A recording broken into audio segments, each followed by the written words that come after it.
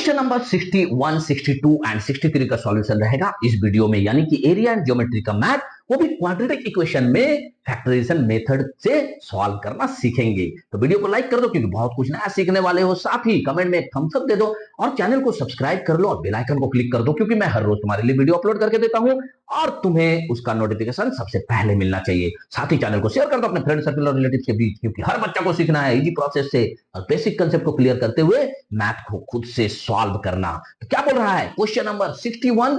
बोल रहा है एक रेक्टेंगुलर फील्ड है, प्लॉट है जिसका पेरीमीटर दे दिया है तुमको 60 मीटर और एरिया तुमको दे दिया है 200 स्क्वायर मीटर।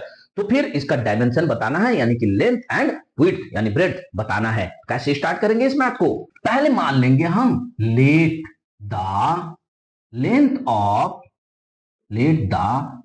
ऑफ प्लॉट, यानी रेक्टेंगुलर प्लॉट है, ठीक है। तो हमेशा लेंथ और ब्रेड्थ जब अलग अलग रहेगा तो रेक्टेंगुलर ही होगा। रेक्टेंगुलर प्लॉट बी एक्स मान लेते हैं और ब्रेड्थ को यहां पे तुमको अलग मानना होगा, तो मान लेंगे the breadth of the rectangular plot is Y. अब जरा बताओ मुझे, पेरीमीटर जो होता है हमारा रेक्टेंगल का, पेरीमीटर ऑफ रेक्टेंगल क्या होता है? Perimeter of rectangle is equal to 2 into L plus B होता है, यानी कि हम लिख सकते हैं 2 इंटू एक्स प्लस वाई होता है। लेकिन अकॉर्डिंग टू क्वेश्चन ये पेरीमीटर कितना है? 60 मीटर। हमने पेरीमीटर की जगह पर 60 रख दिया, तो यहां पे मुझे एक्स प्लस वाई कितना मिला? 30 मिला। यानी कि हम कह सकते हैं therefore y is equal to 30 minus X. What it, इसको हम ऐसे ही रख लेते हैं। अगेन एरिया भी तो बोला है ना, तो again area of rectangle is equal to, हम फॉर्मूला लिखना जानते हैं इसका, L इंटू बी होता है। L इंटू बी यानी कि x इंटू वाई हो जाएगा तुम्हारा। और area of rectangle according to question दिया हुआ है 200 स्क्वायर मीटर, यानी कि हम कह सकते हैं ना therefore 200 is equal to x into इस y की जगह पर हम इस 30 माइनस एक्स को पुट कर देंगे, तो सॉल्व करते चलेंगे ब्रैकेट से निकालते हुए, तो 30x माइनस एक्स स्क्वायर आ जाएगा। सारे डेटा को हम क्या करते हैं कि लेफ्ट हैंड साइड लेके आ जाते हैं, तो हो जाएगा एक्स स्क्वायर माइनस 30x और प्लस 200 इज इक्वल टू 0। अब जरा इसको देखो, फिर से क्वाड्रेटिक इक्वेशन आ गया और क्वाड्रेटिक इक्वेशन को तुम भली भांति सॉल्व करना जानते हो। अगर नहीं जानते हो तो जाओ मेरे प्लेलिस्ट पर एक्सरसाइज 4A 4B 4C का हर एक मैथ को, यहां तक कि एक्सरसाइज 4D का भी सारा मैथ को मैंने फैक्टराइजेशन मेथड से ही बताया हुआ है। तो उम्मीद है कि तुमने उन वीडियोस को देख के फैक्टराइजेशन मेथड से क्वाड्रेटिक इक्वेशन को सॉल्व करना सीख लिया है। नहीं सीखा है तो जाओ देखो, पहले सीख के आओ। हम यहाँ पे डायरेक्ट फैक्टराइजेशन मेथड का यूज करेंगे, यानी कि ये फर्स्ट टर्म लिख लिया और ये लास्ट टर्म लिख लिया is equal to 0। Mid term में मुझे माइनस 30x लाना है, तो कैसे आएगा? तो माइनस 20x और माइनस 10x, यहां से x को कॉमन ले लेते हैं तो रह जाएगा x माइनस 20, यहां से 10 कॉमन ले लेते हैं तो माइनस रह जाएगा x माइनस 20। अगर इसको हम दोनों ब्रैकेट को देखें तो दोनों ब्रैकेट में सेम डेटा है x माइनस 20, यानी कॉमन चला जाएगा। बाकी जो बचेगा उसको हम एक दूसरे ब्रैकेट में लिख लेंगे, एक एक ब्रैकेट को सॉल्व करते चलेंगे, तो फिर मेरा x का वैल्यू निकल जाएगा 20 और फिर दूसरा ब्रैकेट जो दिया हुआ है उसको भी सॉल्व करेंगे, तो फिर मेरा x का वैल्यू निकल जाएगा 10। x का वैल्यू दोनों निकला है, क्या दोनों सही है या दोनों गलत है? ये आगे लेंथ को निकाल के देख लेते हैं, ब्रेड्थ को निकाल के देख लेते हैं। तो हमारा x निकला है, मतलब therefore y is equal to, एक एक बार हम वैल्यू को पुट करेंगे इस इक्वेशन में, 30 माइनस x, तो when x is equal to 20, y is equal to 30 minus 20 यानी कि 10। अगेन जब मेरा x निकला है 10, तब y is equal to निकलेगा 30 minus 10 यानी कि 20। यहां अगर हम गौर से देखें, जब x का वैल्यू 20 हो रहा, y 10 हो रहा, ठीक उल्टा जब x 10 हो रहा उस समय y 20 हो रहा है। यानी कि हम लंबे वाले को, जो ज्यादा वाला वैल्यू है उसको हमेशा लेंथ बोलेंगे, इसलिए जो है हम उसको लिख लेंगे therefore the length of the plot is equal to 20 meter and the breadth of the plot, width भी लिख सकते हो, कोई दिक्कत नहीं है, 10 मीटर आंसर। लेकिन अगर तुम्हारा यहाँ अलग अलग वैल्यू निकलता तब हमें दोनों आंसर को उसके अकॉर्डिंग लिखना पड़ता कि जब लेंथ 20 है तो ब्रेड्थ 10 है और जब लेंथ 10 है तब ब्रेड्थ 20 है, इस तरह से अलग अलग। लेकिन यहाँ क्योंकि 20 और 10 दोनों में ही आंसर आ रहा है तो हमने बड़े वाले को लेंथ मान लिया और छोटे वाले को breadth. Got it? Concept clear हुआ, समझ में आया एक एक स्टेप जो मैंने तुम्हें बताया है? अगर स्टेप समझ में आ गया तो नेक्स्ट क्वेश्चन को बनाने के लिए तैयार हो जाओ। Question number 62। इस मैप को बनाने के लिए हम एक फिगर बनाएंगे, यानी कि रेक्टेंगुलर फिगर बनाएंगे। उस रेक्टेंगुलर फिगर में साइड से जो है हमारा रोड दिया हुआ है, रास्ता दिया हुआ, पाथ दिया हुआ है, तो उस रास्ते को भी ड्रॉ करना होगा। कैसे बनाएंगे इस मैप को? पहले क्वेश्चन को समझ लो। बोल रहा है कि एक रेक्टेंगुलर फील्ड है जिसका लेंथ है तुम्हारा 16 मीटर और विड्थ है 10 मीटर, यानी कि इसका एरिया तो हम इजीली निकाल सकते हैं। लेकिन क्वेश्चन को कुछ इस तरह से दे दिया है कि बाहर तरफ से इसका रास्ता है जिसका कुछ चौड़ाई है, लेकिन रास्ते का एरिया हमें दे दिया है। रास्ते के चौड़ाई को निकालने बोल रहा है कितना होगा। कैसे स्टार्ट करेंगे मैथ को?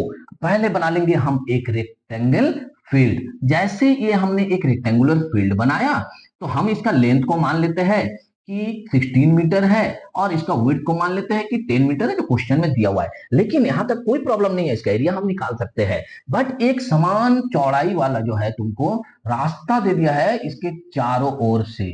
जैसे ही इसका रास्ता इसमें इंक्लूड हो गया तो रास्ता का जो एरिया है 120 मीटर स्क्वायर इसमें ऐड हो गया। तो बोल रहा है कि इस रास्ते का विड्थ चारों तरफ से अगर बराबर है तो उसको निकालो, उसको हम मान लेंगे एक्स। मैप को कैसे स्टार्ट करेंगे? देखो, गिवन डेटा से स्टार्ट करेंगे इस मैथ को कि given the length of rectangular field दिया हुआ तो लिख लेंगे भैया कि रेक्टेंगुलर फील्ड है। Rectangular field is equal to 16 metre और साथ में इसका विड्थ भी दे दिया है तो उसको भी लिख लेंगे कि width of rectangular field is equal to 10 metre. ये दोनों जैसे ही मिल गया तो हम लिख सकते हैं ना, therefore area of rectangular field कितना होगा? Area of rectangular field is equal to length into breadth होता है, यानी 160 मीटर स्क्वायर हो जाएगा। ये मैंने इस जगह का निकाल लिया जो मेरा ऑलरेडी फील्ड मौजूद है।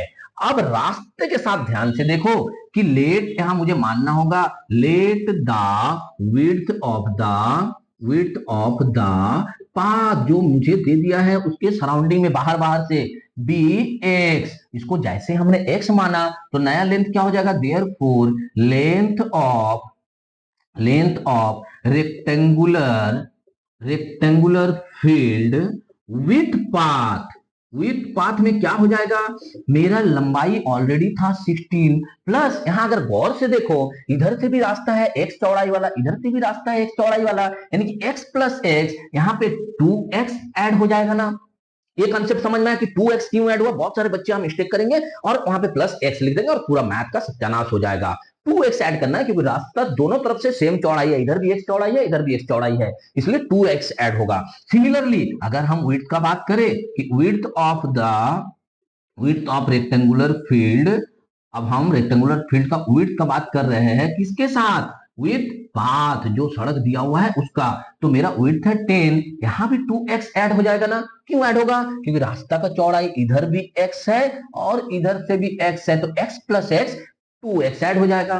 तो अब हम न्यू एरिया निकाल सकते हैं ना, देयरफॉर टोटल एरिया निकाल सकते हैं। Total area is equal to ये जो लेंथ है तुम्हारा और ये जो ब्रेड्थ है तुम्हारा, दोनों का मल्टीप्लिकेशन होता है L इंटू बी। तो ये एरिया हम अगर निकाल लेंगे तो कितना हो जाएगा? 160 प्लस 16 टू जा 32x और 10 टू जा 20x, यानी कि 52x प्लस 4x स्क्वायर। ये मेरा जो है रेक्टेंगुलर फील्ड और पाथ दोनों के साथ एरिया निकला है। अब जरा ध्यान से देखो, ये जो मेरा एरिया निकला है दोनों के साथ मिलाकर, इससे अगर हम अपना सिर्फ रेक्टेंगुलर वाला फील्ड का जो एरिया निकला है इसको माइनस कर दे तो फिर रिजल्ट कितना आना चाहिए? रास्ते का क्षेत्रफल, यानी कि 120 मीटर स्क्वायर जो क्वेश्चन में दिया हुआ है। तो हम ऐसा ही करेंगे कि अकॉर्डिंग टू क्वेश्चन यहां लिख लेंगे। अकॉर्डिंग टू क्वेश्चन ये जो टोटल एरिया निकला यानी 160 plus 52x plus 4x square minus ये जो रेक्टेंगुलर फील्ड का एरिया है माइनस कर देंगे तो कितना निकलेगा? 120। यानी 160 को अगर काट दे, यहां पे अगर सारे डेटा को हम लेफ्ट हैंड साइड में लिख लेते हैं तो फिर रिजल्ट आ जाता है तुम्हारा -120 आ जाएगा इधर इक्वल टू 0। यहां से देखो तो 4 कॉमन जा रहा है कि अगर जा रहा है तो फिर इसको 4 को कॉमन लेके फटाफट मैथ को लिख लेते हैं। यहाँ पे 4 से कॉमन जाता है 30 हो जाएगा ना, 4 3 30, तो X square plus 13x minus 30 is equal to 0। ये मेरा क्वाड्रेटिक इक्वेशन का फॉर्म में आ गया है। फटाफट इसका फैक्टराइजेशन कर लिया जाए। तो X square minus 30 is equal to 0। ये जब हम इसका फैक्टराइजेशन करके मिड टर्म को सब्स्टिट्यूट करेंगे तो यहाँ क्या आना चाहिए, प्लस 15x माइनस 2x। तो फिर यहाँ पे हम x कॉमन ले लेंगे तो बचेगा x प्लस 15 और माइनस 2 कॉमन ले लेंगे तो बचेगा x plus 15 is equal to 0। दोनों ही ब्रैकेट का चीज सेम आया है तो x प्लस 15 को कॉमन ले लेंगे और x माइनस 2 को एक दूसरे ब्रैकेट में लिख देंगे। एक बार x प्लस 15 को लेके सॉल्व कर लेते हैं तो रिजल्ट आता है x is equal to minus 15। क्या रास्ते का चौड़ाई माइनस में होगा? नहीं होगा। तो फिर इस आंसर को हम कंसिडर नहीं करेंगे और लिख देंगे दिस इज इम्पॉसिबल। अब दूसरे ब्रैकेट को लेके अगर सॉल्व करेंगे x minus 2 is equal to 0 तो therefore x is equal to 2 metre आ गया। यानी कि width of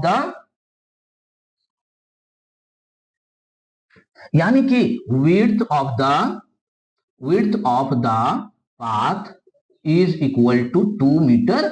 answer got it? समझ में आया? क्वेश्चन नंबर 62 थोड़ा सा बड़ा क्वेश्चन था, अगर फिगर नहीं बनाते तो कंफ्यूजन होता, इसलिए इस तरह का मैथ में फिगर भी बनाना बहुत जरूरी है। उम्मीद है कि तुमको हर एक स्टेप बहुत बढ़िया से समझ में आया है। अगर आया है, कुछ सीख रहे हो तो वीडियो को लाइक करो, कमेंट में थम्स अप दो, चैनल को सब्सक्राइब करो, बेल आइकन को क्लिक करो, क्योंकि मैं हर रोज तुम्हारे लिए वीडियो अपलोड करके देता हूं और उसका नोटिफिकेशन तुम तक पहुंचना चाहिए। साथ ही शेयर करो चैनल को अपने फ्रेंड सर्कल और रिलेटिव्स के बीच, ताकि हर बच्चा सीख सके इजी प्रोसेस से खुद से मैथ को सॉल्व करना। चलो नेक्स्ट क्वेश्चन को सॉल्व करते हैं। Question number 63, the sum of areas of two squares is 640 metre square. और साथ में एक और चीज बोला है कि दोनों ही स्क्वायर का जो पेरीमीटर है उसका डिफरेंस जो है वो 64 मीटर है। यानी कि यहां दो स्क्वायर का बात कर रहा है, दोनों स्क्वायर का जो साइड है वो अलग अलग मेजरमेंट का होगा, जिसको हमें निकाल कर सॉल्यूशन बताना है क्वेश्चन नंबर 63 में। तो कैसे स्टार्ट करेंगे इस मैथ को? स्टार्ट करेंगे, पहला जो स्क्वायर है उसका साइड को मान लेते हैं कि let the side of first square, हम दो स्क्वायर है तो फर्स्ट एंड सेकेंड नाम दे देते हैं, फर्स्ट स्क्वायर बी एक्स और जो सेकेंड स्क्वायर है उसका the side of second square D Y. ये दोनों को हमने मान लिया तो हम कह सकते हैं ना, therefore area of first square, पहला जो स्क्वायर है उसका एरिया क्या हो जाएगा, उसका एरिया हो जाएगा x square, and the area of second square जो है, सेकेंड स्क्वायर का कितना हो जाएगा, तो सेकेंड स्क्वायर हो जाएगा वाई स्क्वायर। सिमिलरली हम पेरीमीटर भी तो निकाल सकते हैं ना, therefore perimeter of first square is equal to 4x होगा, and the perimeter of second square का क्या हो जाएगा, सेकंड स्क्वायर का 4y।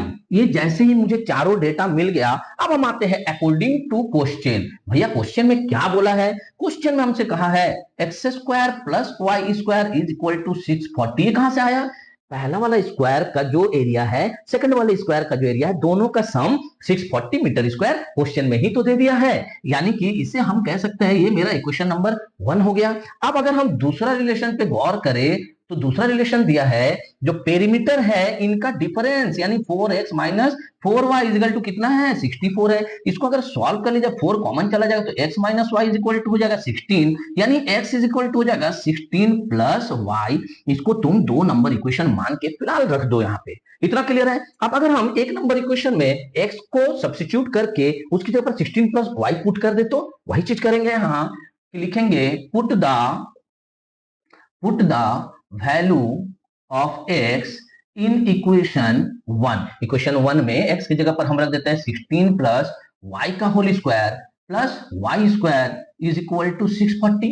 जब इस इक्वेशन को हम सॉल्व करेंगे आगे तो ये a प्लस b का होल स्क्वायर में कन्वर्ट हो जाएगा, तो कितना हो जाएगा 256 plus 32y plus y square और साथ में प्लस y स्क्वायर है इज इक्वल टू 640। सारे डेटा को सॉल्व करते करते साथ में सबको लेफ्ट हैंड साइड में लेते हैं तो क्या हो जाएगा, y स्क्वायर जो है 2y स्क्वायर हो जाएगा यहाँ पे, प्लस 32y 256 और 640, तो 640 इधर आएगा तो माइनस हो जाएगा, तो माइनस हो जाएगा रिजल्ट 6 8 3 384 इज इक्वल टू 0। यहां से 2 अगर कॉमन चला जाएगा तो क्या हो जाएगा, y square plus 16y minus 192 is equal to 0। अब अगर हम लोग इसको गौर से देखें तो ये क्वाड्रेटिक इक्वेशन बन गया, और क्वाड्रेटिक इक्वेशन को हम फैक्टराइजेशन मेथड से सॉल्व कर लेते हैं। तो क्या हो जाएगा यहाँ पे, फर्स्ट टर्म वाई स्क्वायर और last term 192 is equal to 0 ऐसे ही लिख लेंगे। मिड टर्म को टर्मिनेट करना है, इसकी जगह पर सब्स्टिट्यूट वैल्यू आ जाएगा तुम्हारा प्लस 24y माइनस 8y, यानी कि यहाँ से y कॉमन चला जाता है तो बच जाता है y प्लस 24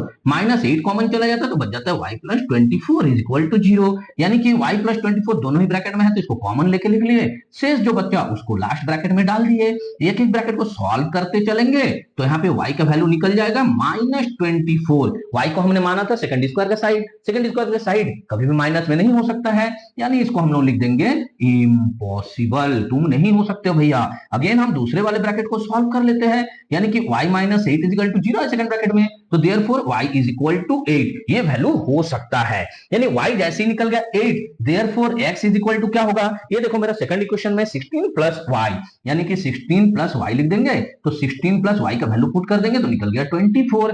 तो x हमने किसको माना था, फर्स्ट स्क्वायर का साइड को, तो लिख सकते हैं therefore side of first square, side of first square is equal to 24 metre and side of second square is equal to 8 metre. ये दोनों ही मेरा आंसर हो जाएगा। गॉट इट, समझ में आया? तो अगर तुम्हें समझ में आ रहा है, पूरा वीडियो से तुमने कुछ नया सीखा है, तो वीडियो को लाइक करो, कमेंट में थम्स अप दो और चैनल को सब्सक्राइब कर लो, बेल आइकन को क्लिक करो, क्योंकि मैं हर रोज तुम्हारे लिए वीडियो अपलोड करके देता हूं और उसका नोटिफिकेशन तुम तक पहुंचना चाहिए। साथ में रिक्वेस्ट करूंगा विजिट करो मेरे चैनल पर और प्लेलिस्ट को देखो, तुम्हारे लिए एक से बढ़कर एक चैप्टर को मैंने कंप्लीट वीडियो अपलोड करके दिया हुआ है, सिर्फ तुम्हें सिखाने के लिए। Linear equation, quadratic equation, coordinate geometry, trigonometric identities, trigonometric ratios और भी बहुत कुछ। तो उम्मीद करता हूं कि इस वीडियो से और इस चैनल से तुम्हें बहुत ज्यादा फायदा हो रहा है। मिलते हैं नेक्स्ट वीडियो में क्वेश्चन नंबर 64, 65 एंड 66 के सॉल्यूशन के साथ। तब तक खूब मन लगाकर पढ़ो।